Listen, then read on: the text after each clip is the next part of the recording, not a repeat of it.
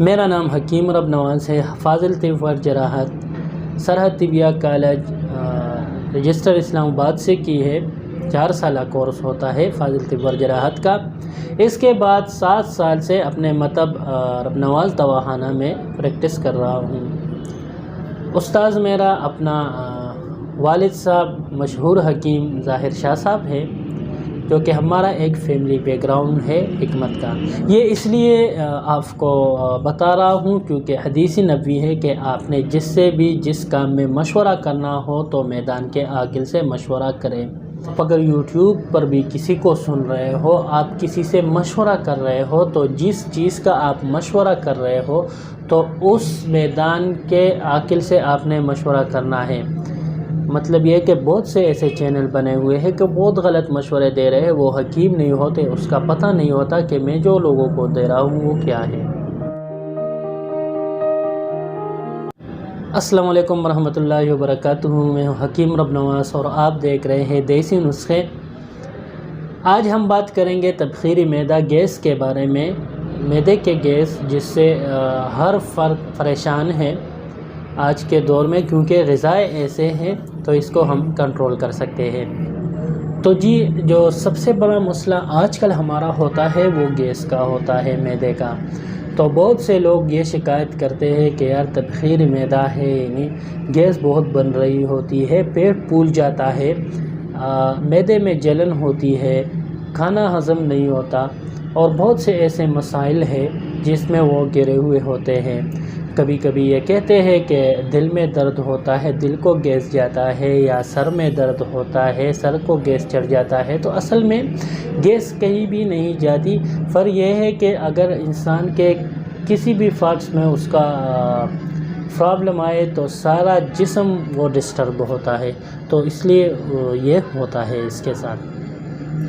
تو اس کو کم کرنا کیسا ہے، اس مسئلے سے چھٹکارا کیسے حاصل کرنا ہے؟ پہلے تو ایک کام کریں کہ جو بھی کھانا آپ نے کھانا ہو اس میں یہ چیزیں کم کریں۔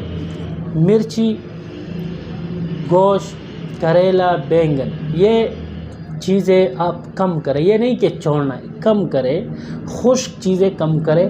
آپ اس میں جو بھی آپ نے کھانا بنانا ہو اس میں شوربہ ضرور آپ کریں۔ تو شوربے والی کھانا آپ کھائیں تو آپ کو یہ مسئلہ نہیں ہوگا۔ باہر کے کھانوں سے حتی الامکان آپ اپنے آپ کو بچائیے۔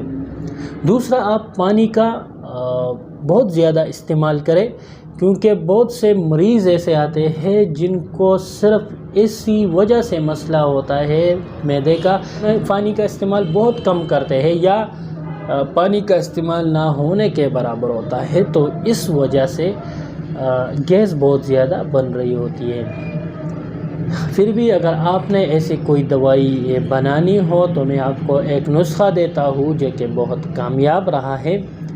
تو اس میں آپ نے کرنا یہ ہے، 2 چیزیں آپ نے لینی ہے۔ ایک الائچی سبز، عام الائچی، دوسرے آپ نے لینا ہے بادیان، جس کو سونف بھی بولتے ہیں، سونف آپ نے لینے ہیں۔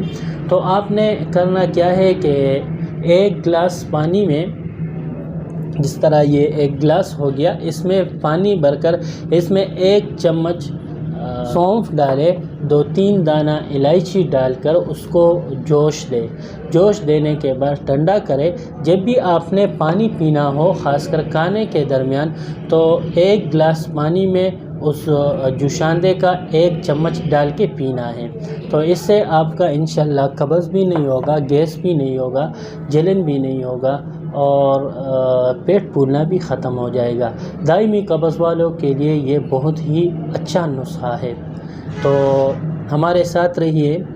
جو بھی بات پوچھنی ہو آپ کمنٹ میں پوچھ سکتے ہیں، انشاءاللہ حکیم رب نواز آپ کو اس کا اچھا جواب دے گا طبی طور پر۔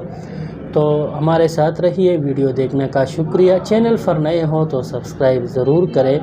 اپنا بہت سا خیال رکھیں۔ اللہ حافظ۔